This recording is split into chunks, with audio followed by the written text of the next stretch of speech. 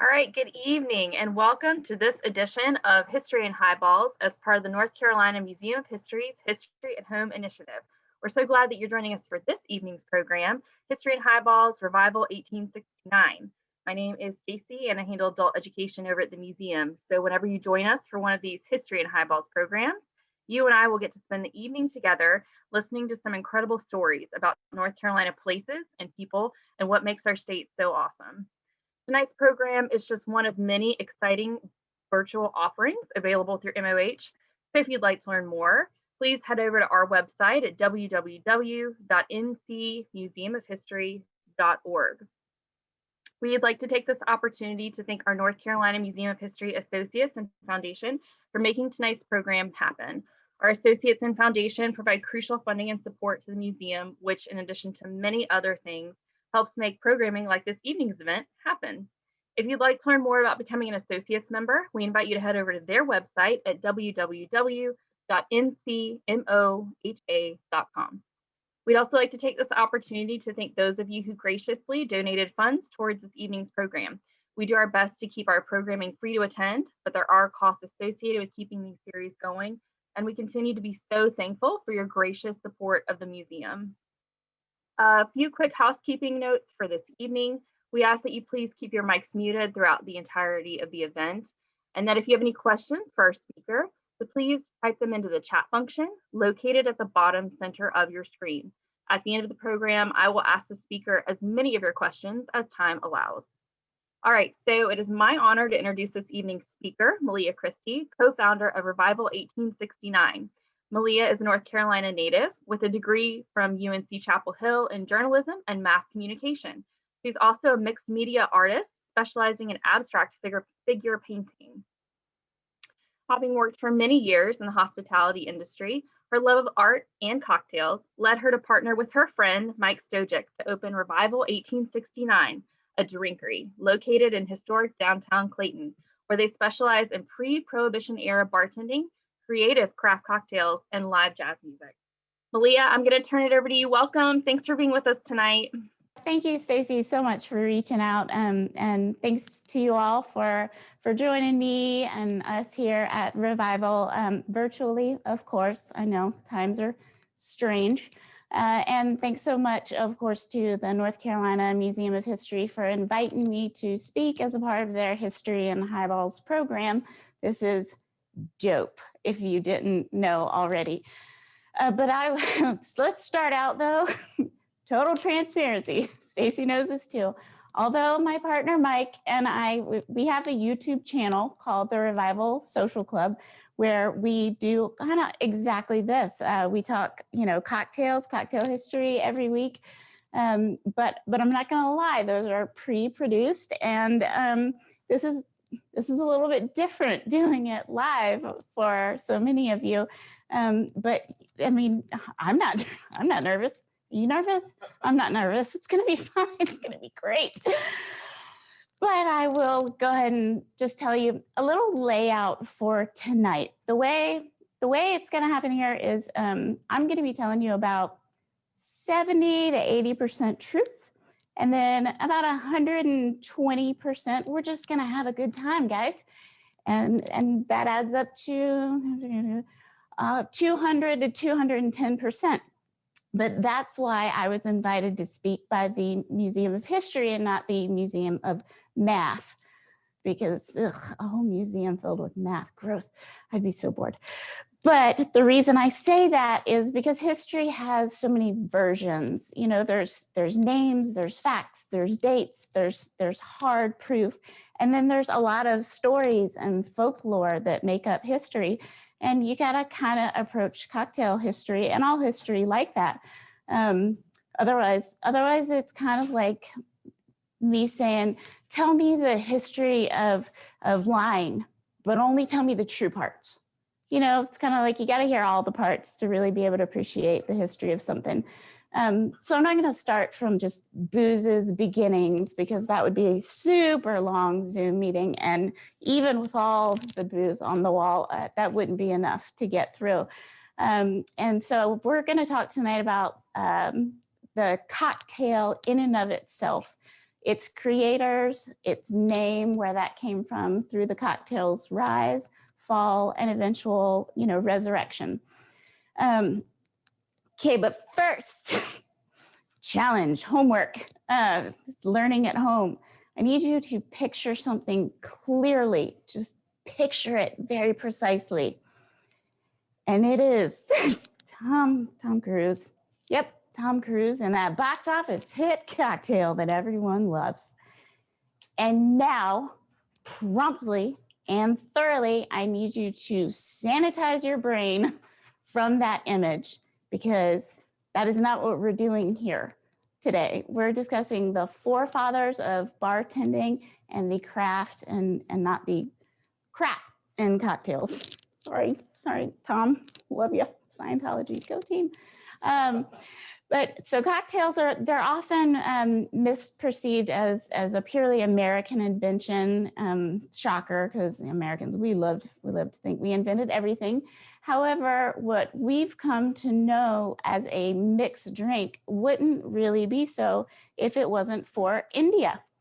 There, as early as the 15th and 16th century, they were creating these large communal vessels of a drink called punch, which sounds a lot like punch. You got it. And this is where the word and the beverage punch come from. It was a spirituous concoction of 5 ingredients. 1, you guessed it, spirits. In their case, it was usually Ararat, water, citrus, sweetener, as in sugar, and spices that were common to the area.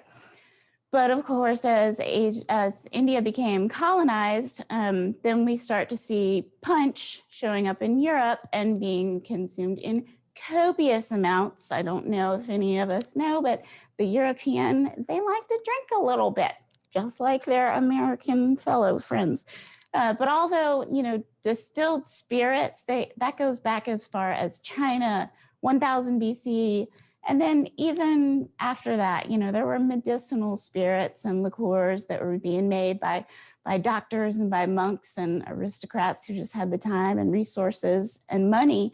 But this was the first time really with this punch that then became punch that people were imbibing their spirits by mixing them with other ingredients to create an appealing beverage that was just for the sake of the pleasure of drinking it. So here we start getting into drinking for fun, because not until the late 1700s were people consuming this spirituous liquor in any fashion, but just straight and warm, and sometimes because it fixed something that ailed them, maybe because it just took their minds off of how bad they felt because it tasted so terrible. And oftentimes because it was more dangerous to drink the water than the spirits that were around. But then, voila, by around 1800, it all kind of started to come together. It was just this perfect storm for what was going to end up being the cocktail. Just, quickly, I'll mention the additions to, this cocktail playing field that sort of changed everything. American colonization. I mean, that's not like a quick point to make, but visit the North Carolina Museum of History and you can get the long version of it. But that brought so many different cultures and people from other countries and their spirits and methods of preparation and their drinking traditions, which is huge, from so many different countries all together in one place.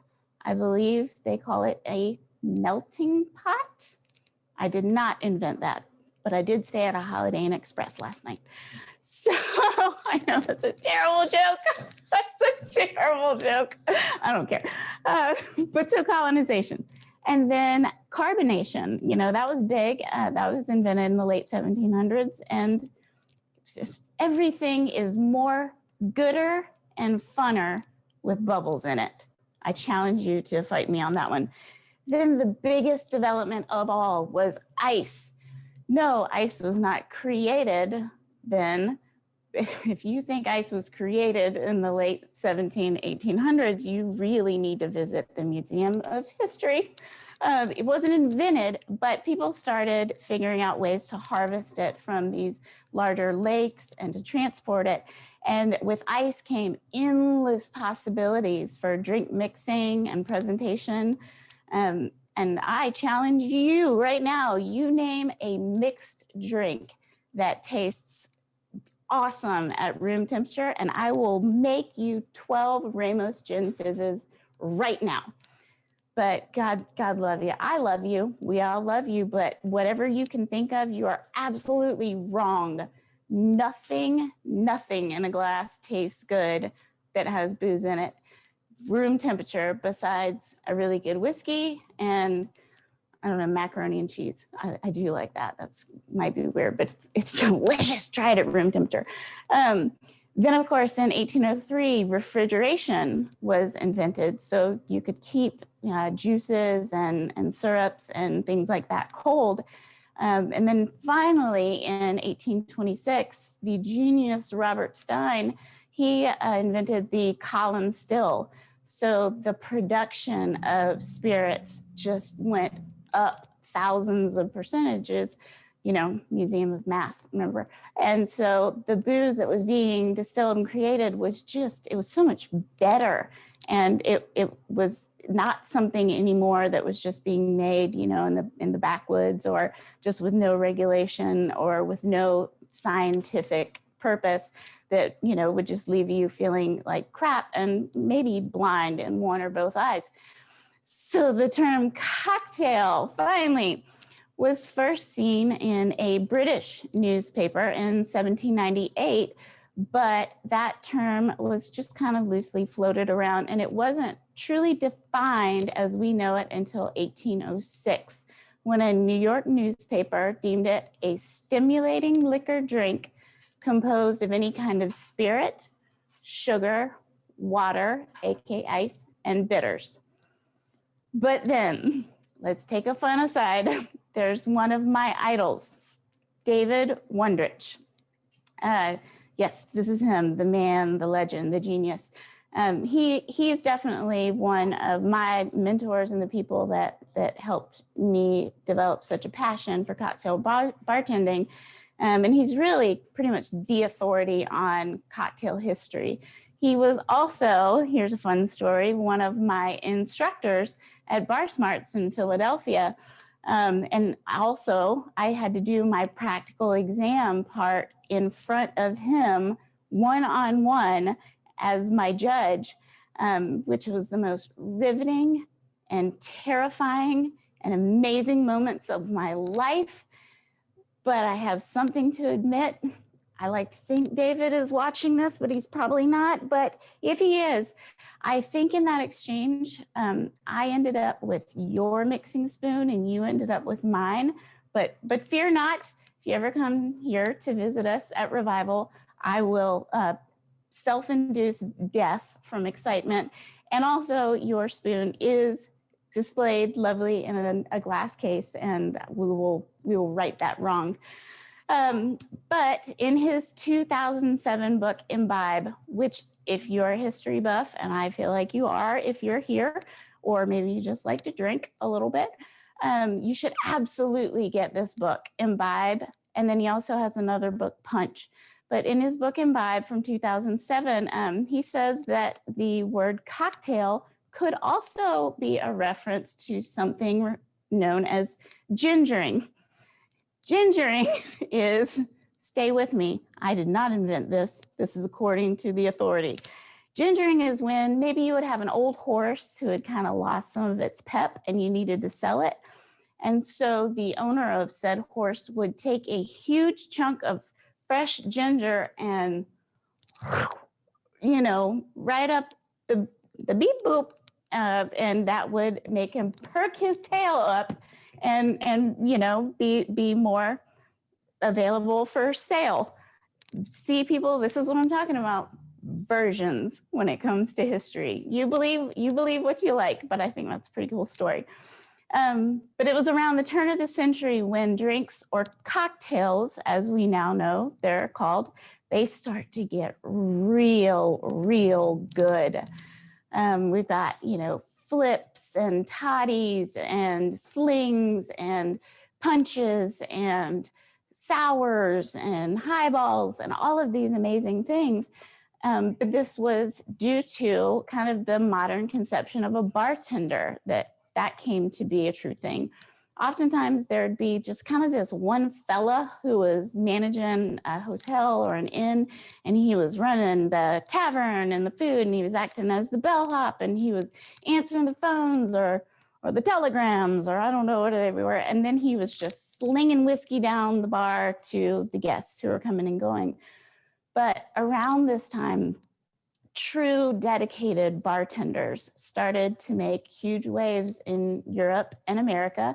And they were, picture that in this time, you know, of just celebrity chef, you know, fantasy and real world everything, watching everything they do live and loving how they just brutalize people on TV for making the wrong frappe or something, or creme brulee. But at that time, these cocktail bartenders, they were receiving the same attention and adulation that's equivalent to Michelin rated and James Beard award-winning chefs. So at that time, these guys were those guys. I think that's pretty amazing. But then enter the godfather of bartending and cocktail preparation, Jerry Thomas, AKA Jerry the Professor Thomas.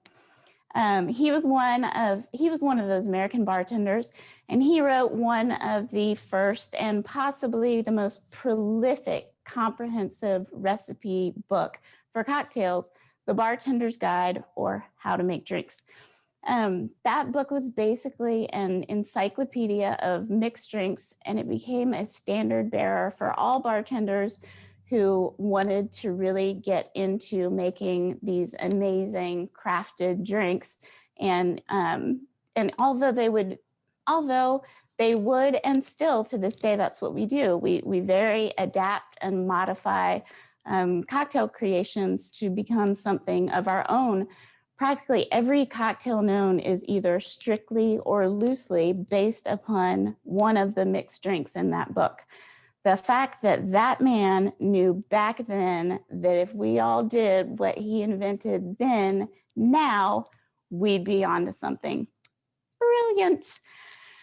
But then, womp, womp, womp, Prohibition. It put a slight damper on cocktail consumption from 1920 to 1933. And while alcohol consumption was illegal, cocktails were still consumed, illicitly in establishments known as speakeasies. Don't know what those are because they're not a real thing. But the quality of the liquor available during Prohibition was much, much worse, much worse. And so then there was a shift from enjoying dark spirits like brandies and cognacs and rums and things that had to be imported to things like gin, AKA bathtub gin, which doesn't require aging, and it's therefore easy to produce, under the table, and it's terrible. I mean, would you drink the gin that I'm making in my bathtub right now? No, you would not. I'm not making gin in my bathtub. That'd be illegal. So things like honey, fruit juices, other flavorings, they had to mask this inferior liquor that they were peddling illegally. And sweet cocktails, very, very overly sweet cocktails, they were much easier to drink quickly, which was important, if your establishment might be tossed at any moment by the police. People could just throw back these terrible cocktails, but they were sweet and they were easy to put down. So as a result, quality crafted cocktail drinks that took care and time to perfect for each customer, and where you can take the time to figure out what they like and what do they prefer, savory or sweet or salty or strong or easy. That didn't really have a place in a setting, where everyone needed to get drunk in a hurry, secretly, and not get busted. Imagine that guy, Jerry Thomas, or someone, getting busted, making a 5-step flaming cocktail, running out of the back of the speakeasy with his illegal spirits and imported liqueurs and bitters and elaborate garnishes, and running out the back door like, cops, nah, you'll never catch me. I'm not doing anything wrong. Move along. It wasn't the time or the place. And so after repeal in 1933, a lot of those really talented bartenders, they had already moved on to Europe and places that weren't America going through Prohibition. But in a sense, again, we talked about sort of that perfect storm that made, cocktails just enduring and everlasting. Those bartenders' travels, things like the world's wars, the ease of travel, and the rise of tourism, those were all kind of slight saving graces for cocktail culture. And then, of course, with the soldiers' exposure to the Pacific theater and that Polynesian culture, they came home appreciating very, very different flavor profiles and different drinking traditions. And that really was the introduction via the West Coast to the whole tiki culture. Rum, which was at one time America's original staple on the East Coast, was now coming back into fashion in a big way on the West Coast. There are other big names, almost akin to Jerry Thomas, like Don the Beachcomber and Victor Bergeron, AKA Trader Vic, not Trader Joe, Trader Vic. Look it up. They opened Polynesian influenced restaurants that had these tiki bars, and it completely took the 40s and 50s by storm. Just look up any Google Elvis, tiki, lay, beach, and any kind of kitschy movie poster, and like you're there. That's tiki. But then, boom, bang, nothing. For almost another 40 years, there was just nothing exciting happening in the cocktail culture. And I think definitely people would agree with me. I don't get mad at me. It's just kind of a fact that the rise of vodka kind of came into popularity. I'll fight you. I don't mind that people like vodka. It's just that you can only do so much with vodka. I mean, there's a martini, there's a cosmopolitan, and then there's nothing. And then also those simple and cheap, artificially flavored and sweetened mixers, they came on the market. And for a while, it just seemed like people and bartenders and just that whole culture of social drinking, they just kind of became okay with the microwave meal version of imbibing socially. So that was the downfall. Then the rebirth. It wasn't until about the 1990s that a group of bartenders who really felt passionately about cocktails and cocktail culture came onto the scene. One of those was a guy by the name of Dale DeGroff. He had just been commissioned to be the beverage director of New York's famous Rainbow Room, reviving, the classic cocktail culture of Jerry Thomas's time. I'll tell you another fun aside story.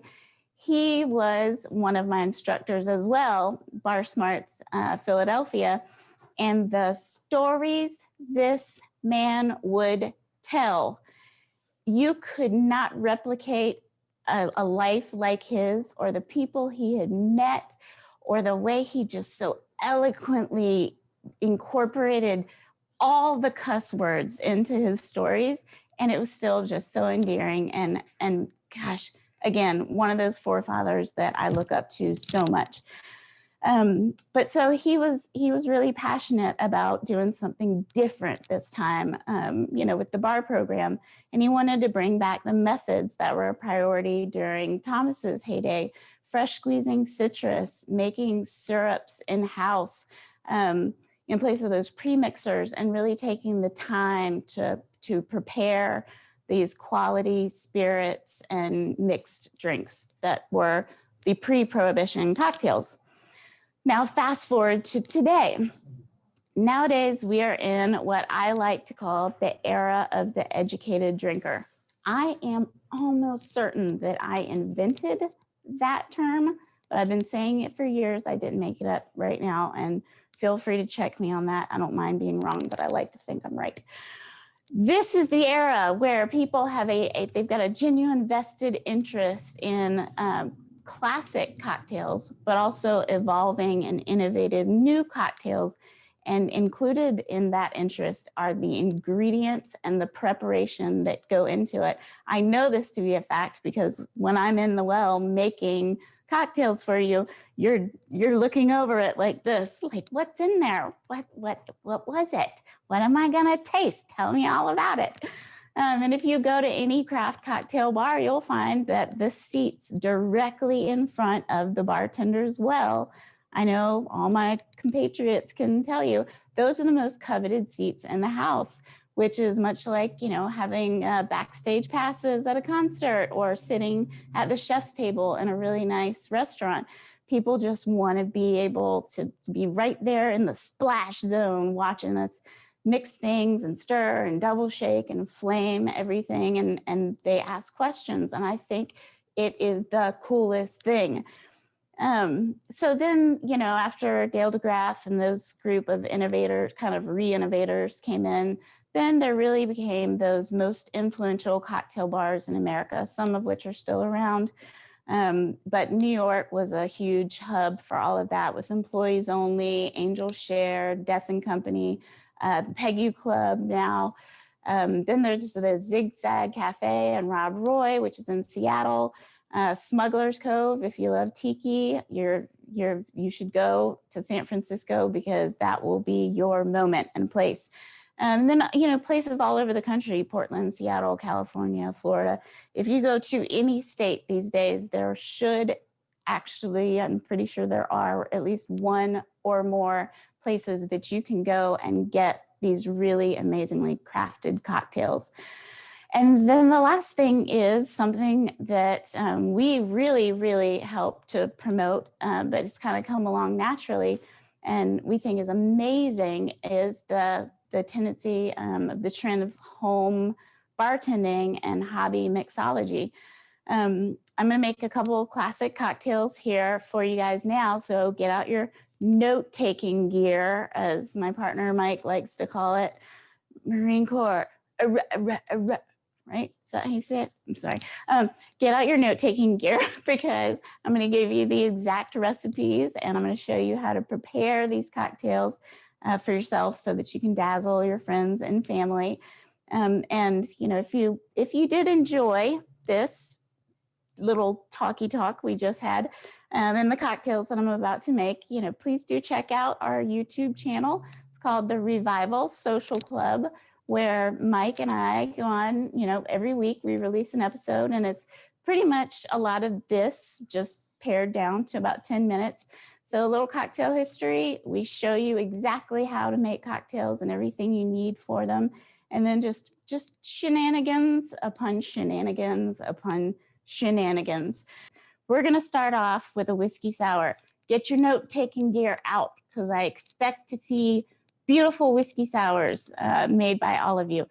So whiskey sour with an egg white. People think, oh no, salmonella. Although I feel like now people aren't as scared of salmonella as they are, COVID.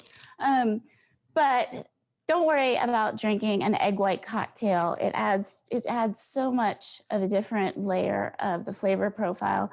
And because there's a double shaking process, that means you're dry shaking all of the ingredients and then you're wet shaking with ice. And basically, if you've ever had meringue on a pie, same thing. So you're going to be totally fine. Just make sure you know where your eggs came from, that they're pasteurized, or at least that they're farm raised and they didn't come from those weird bionic chickens. So you're going to start out with an egg white. And here we've got Boston shaker tins. These are 2-piece tins. You can find any of this stuff on our website, Revival 1869. But, you know, like I said, hobby bartending is big. So you can find stuff online and kind of go crazy with it. And it's okay if you mess up, just start over again. But I do say when you're making an egg white cocktail, break the egg first. That way, if you mess up, you're not wasting all your other ingredients. So you get a little shake. That helps to separate the yolk and the white. And then you do something which is called walking the egg. So you run it along the rim of the tin. What that does is a little vibration helps to separate the yolk from the white, and it also creates a little seal. So you separate your egg white. If you've ever baked with grandma, then you know how to do this.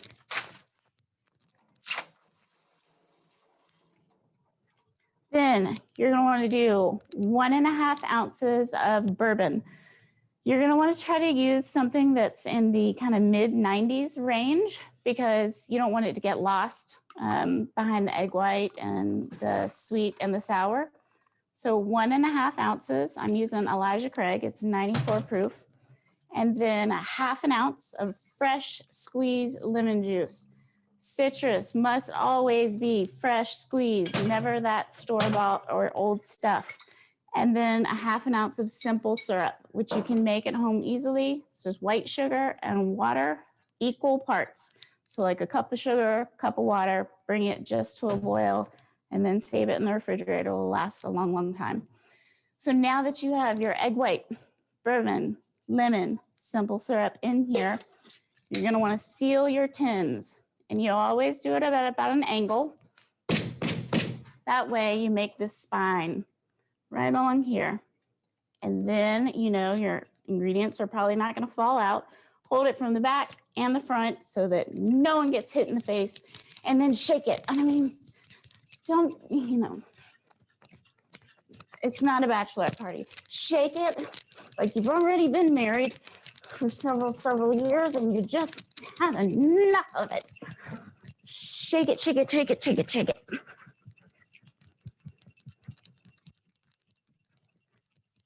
After you've done so, then put your finger along that spine that we talked about and probably about where you imagine the 2 tins meet. Pop it open. Then you're gonna wanna fill with clean, fresh ice. We do these YouTube videos and every week you'll hear me say, clean, fresh ice.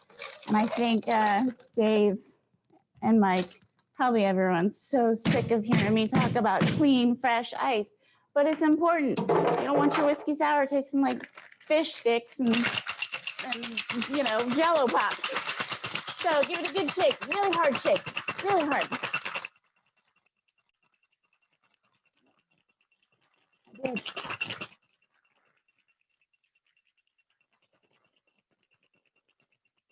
What this does, this emulsifies the egg white, and you're given, you're chilling for sure, but along with chilling and dilution, you're creating these little bubbles, and that's what makes the cocktail light and airy. So then you're going to want to strain this off, and because, you know, egg white cocktail with citrus, you want to use a Hawthorne strainer along with a fine strainer so that nothing ends up in this cocktail besides your beautiful booze and a tiny, oops, tiny bit of the egg white.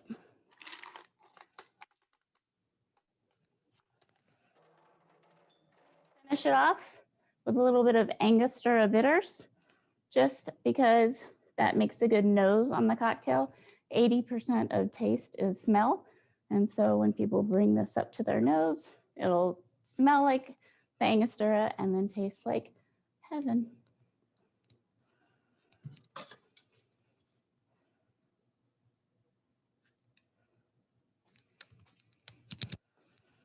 There you have it, a whiskey sour.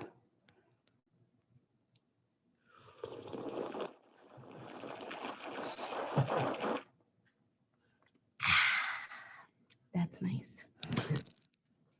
All right, so I'll pass this on to our lovely videographer staff. Now I'm going to make for you my very favorite cocktail of all time, which is the Sazerac. It's going to be a stirred cocktail. So you're going to want to have a mixing glass. This is what you prepare your cocktail in before you strain it off into your glass. And with a Sazerac, it was actually invented in New Orleans in 1899 at the Sazerac House, which at the time was owned by Thomas Handy and Company. It was originally made with brandy or cognac, and that's the way we're going to do it today. But then, you know, as it started to become kind of westernized in New Orleans, it wasn't just, you know, French immigrants, as whiskey and bourbon and rye and things like that became popular. And because Thomas Handy, they were really known for their rye, it kind of sort of became the norm that Sazeracs were made with rye whiskey. So a good bartender, anywhere you go, if you say, I want a Sazerac, they should say, would you like it with cognac or rye? But they're not wrong either way. You should try it both ways and just see what you like. So first thing is you want to take a rocks glass and you want to give it a very, very healthy spritz of absinthe. Nope, not that way. Then if you like, you just want that to coat the inside, and while you're making the drink, it'll give it time to dry, but you can do the toss. There we go. Then into your mixing glass. Like I said, rye or cognac, whatever you prefer, even brandy. But for this one, I'm going to use Pierre Ferrand cognac, 2 ounces of that.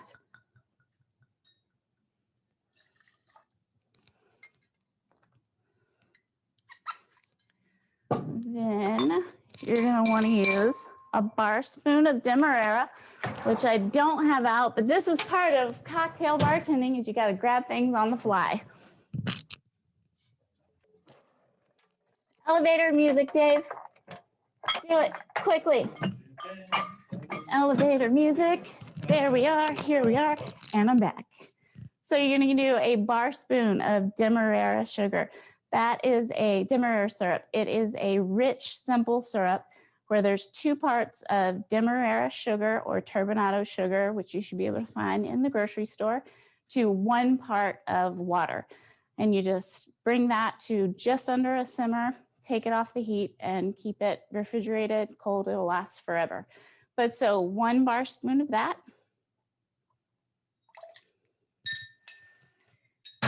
Then you're going to want to do 2 dashes of Angostura bitters.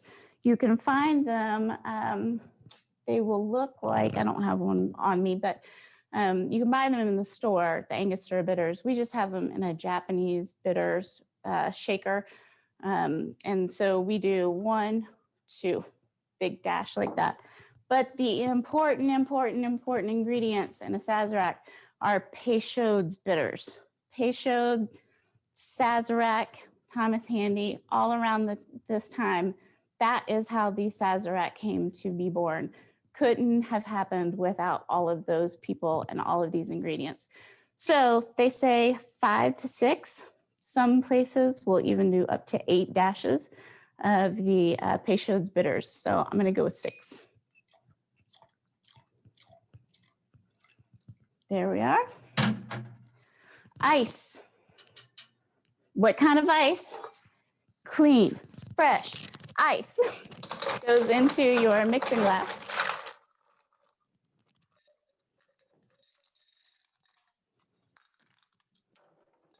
And then you're going to want to give it a good stir. The reason we stir is for proper chilling, tiny little bit of dilution, but you absolutely do not shake a Sazerac or an old fashioned or a Manhattan, because then you're involving a lot of dilution and bubbles, and nobody wants their they're a cocktail that is basically just spirits and bitters and a little sweetener with shaken with bubbles in it. So the appropriate amount of time, if you've got your mixing glass, is about 20 rotations.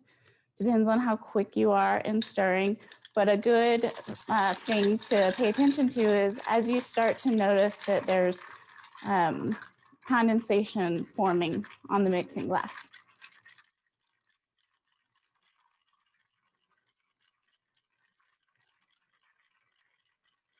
There we go. We see a little condensation there. So that's good. Then you will take your julep strainer, fit that over your mixing glass, and right into the aforementioned absinthe rinsed glass. This is a cocktail that has no ice, but it does have a lemon twist, which is very important. And you always want to take fresh citrus, always zest over your drink because those oils that are coming out are really important. And like I said, the nose of a cocktail is just as important as the taste. Then if you want to kind of jazz it up just a little bit, because jazz is what we do, you just give it a little toast.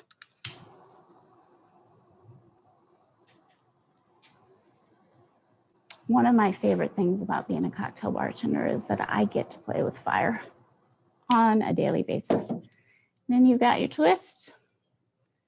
Here is a New Orleans original V Sazerac.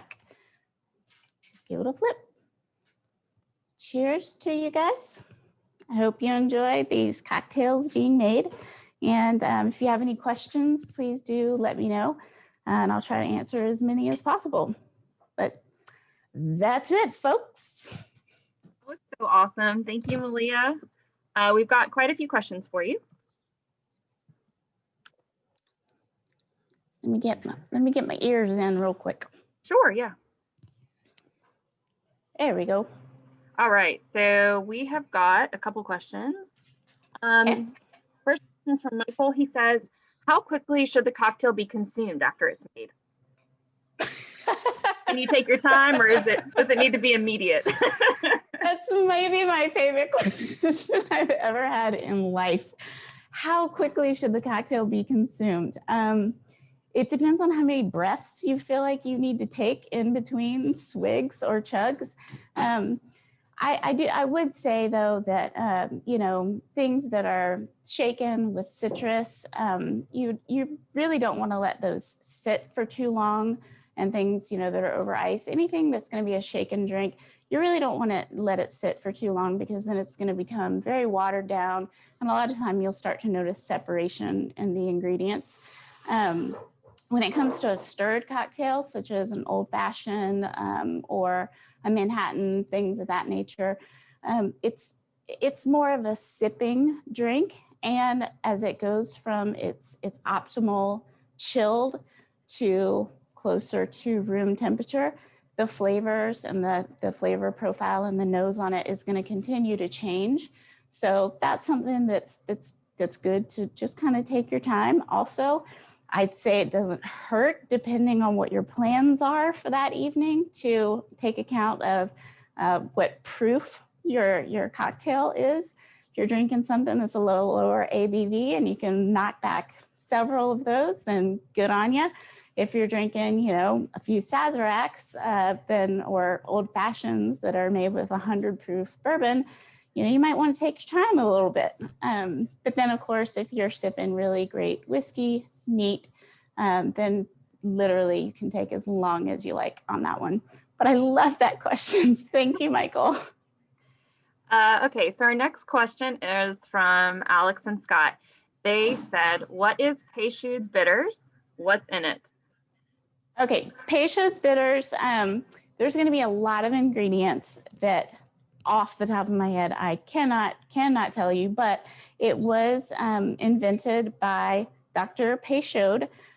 It was supposed to be a medicinal remedy, and he ended up becoming bartender at the Sazerac house and making the Sazerac with his own Peychaud's Bitters.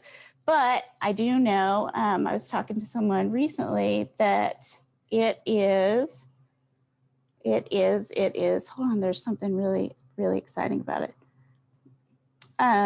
So out of New Orleans, yes, blah, blah, blah. But it says they have no flavoring used in any bitters equal for cocktails of any other bar. That's something where, you know, if they want to be a little secretive about their ingredients, that's kind of the most eloquent way to do it. That this is comprised of something that no other bar could ever come up with. But you can Google Peychaud's and it'll tell you, but there's a ton of bittering agents and then spices and a lot of Caribbean flavors in there. Hey, Scott and Alex. That's awesome. So it was medicinal. It was not, that's interesting. A lot of bitters were created to be, you know, of a medicinal nature. In fact, if you ever have, you know, tummy ache, maybe because you had had a good gingering earlier, I don't know, or you had been eating Polynesian food at the tiki bar. If you ever have a tummy ache, some club soda with a heavy dose of Angostura bitters in it works every time. It's, oh my gosh. Never mind Alka-Seltzers, Plop Plop, Fizz Fizz, Angostura bitters, and soda water. It'll do it every time. That is crazy. Wow. Okay. Yeah. So Randy has our next question. He says, what are some of your favorite cocktail books? Oh gosh, cocktail books. Okay, so absolutely, like I mentioned before, Punch and Imbibe by David Wondrich. I would definitely say if you're interested in making drinks of your own and creating original cocktails, which don't be afraid to do just because you're not a, you know, craft cocktail bartender. The Vegetarian Flavor Bible is actually amazing because it helps to pair, you know, all these different, you know, you're probably not going to be making filet mignon cocktails. So the Vegetarian Flavor Bible is amazing because it really helps you to understand what fruits go well with what nuts and other citrus and spices. And then, and that one's also good to get you thinking about when you're going to make a cocktail, kind of think about a memory that you have or a flavor that you can recall or a place that you've been, and regions. You know, a lot of regions, things will pair well together based on the region where you are. You know, like a port cocktail and maybe involve some basil tincture and some bitters. And, you know, it's like you kind of just really think instead of just grabbing all these things and throwing them together. So I'd say those are really fun. And then absolutely The Bartender's Guide by Jerry Thomas. It's written in very old language, and, you know, you've got to kind of discern what exactly the meanings are for present day, but it'll blow your mind how relevant it is. Thanks, Randy. Awesome. So we've got a few more. Brenda asks, cool. How long should you shake a whiskey sour for? Okay, so the 2-part shake that we talked about, the very first shake is all your ingredients with the egg white in there, and that's called your dry shake. And you want to shake it vigorously. Remember, I was saying, like, you're trying to prove something to somebody. Shake it vigorously. And if you're really listening, you can hear it go from that liquid going back and forth to it becomes a little quieter and smoother. So I'd say you're not wrong at 25 seconds. Shake it until the backs of your arms start to burn like they're on fire, and you can't go wrong. Then once you put your ice in, do pretty much the same thing. But if you're not quite sure if you've shaken it long enough, once you break your tins and open, you should see that it's really almost tripled in volume as far as, you know, the foaminess. And if you take your tins apart and it's still kind of weak sauce in there, then just shake it even harder. Awesome. So thanks, Brenda. Kim asks, what is your favorite bourbon and what do you love the most about your profession? Oh man, okay. So my favorite bourbon is all the bourbon. No. My favorite, I've got to say, and I am I'm honored and privileged that in this course of this crazy venture that we've done, I've gotten the opportunity to go to some amazing bourbon bars and try some amazing things. But I would say probably my favorite is going to be the Michter's. Anything of their older, years is amazing. The Michter's 10, Michter's 20, which, these are things where it's hard times right now. So it's not something you would just drink all the time. I've had it, maybe just a handful of times, and it's been really special. Also, anything from Willet, their Willet 80th anniversary is a really special one for me. And then, gosh, the thing I love the most is, I've got a really culinary background, and I really love to make cocktails, but I love the communal and just social experiment of having a cocktail and whiskey bar. I love going places and having chicken wings and watching football and things like that, but we don't have that stuff here, and it really encourages people to really get into what they're drinking and to really talk to the customers, and people get to know their bartenders, and then they come in just as a couple to have some good drinks, and the next thing you know, they've made friends with the people next to them, and now they're going to the steakhouse tomorrow night together or something. So I think that just connection is the most magical thing that I see happen here. So thanks, Kim. That's awesome. We have time for one more question. What would you suggest to explain the difference between Scotch, bourbon, and whiskey? Okay, so Scotch has to be made in Scotland. Whiskey is kind of this overarching umbrella that, any distilled spirit that isn't, vodka or gin or rum, but those are all going to fall under the category of whiskey. And then it depends on either where it's made or how it's made for it to be bourbon specifically. So there's Irish whiskey, there's, the American whiskeys, there's, what did we just get recently? An English whiskey. There's so many different whiskeys that are made in all parts of the world. But to be bourbon, it's got to be at least 51% corn, and it has to be made in new charred oak barrels. It has to be barreled at no higher than 125 proof. And then it has to be distilled. The major thing, I think I said the major thing was corn, 51% corn. I've got Mike over here talking to me on the side. Right. Has to be distilled at no higher than 165 proof. I already said New American Oak, Mike. I know. Yes, made in America. I know. I got it. I said that. Okay. That's the background. I am going to have him jump in for 1 second and just show his big stupid face. Come on, Mike. Come on in. But Scotch, one of the big things that's gonna separate that flavor is the peat that goes into it. And there's Highland, Lowland, Speyside, and then there's my partner Mike, who's just a brand you cannot describe. I don't know. So whiskey. Just to go a little bit further into it, it does. It, like Malia said, it's a larger category, and so in order to be considered whiskey, at a minimum, it's got to be at 80 proof, right? And then the second thing is it's really, the spirit types are really defined by what they're distilled from, or that distillate. And in the case of whiskey, it has to be distilled from cereal grains. So oftentimes, corn, barley, wheat, rye, those sort of things are all cereal grains. So as long as it's distilled from that, then it can be considered a whiskey. From there, it's then broken down by the country of origin. I know, I already talked Scotch about whiskey that. has its thing. So great to see and you. then bourbon. We'll see you next time, guys. Yeah, Thanks, Mike.